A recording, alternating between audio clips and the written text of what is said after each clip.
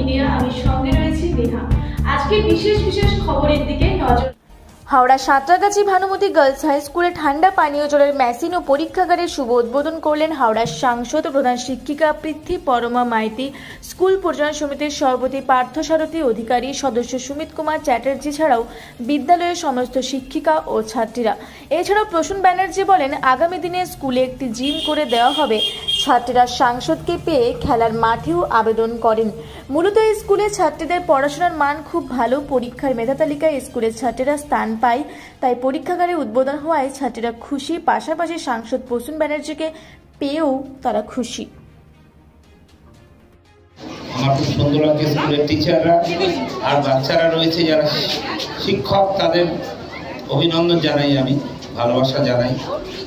হাওড়া আমাদের একটা প্রিয় জায়গা আমার, কারণ হাওড়াতে আমি অবশ্যই জন্ম নিইনি, কিন্তু কলকাতা হয়েছিলাম, খেলাধুলা করতাম ওইখানে। কিন্তু কলকাতা ছেড়ে যখন এখানে এসেছিলাম, মাননীয়া মমতা ব্যানার্জি আমাদের নেত্রী বলেছিল, বসুন এখানে থাকি, আমি এখানেই থাকি।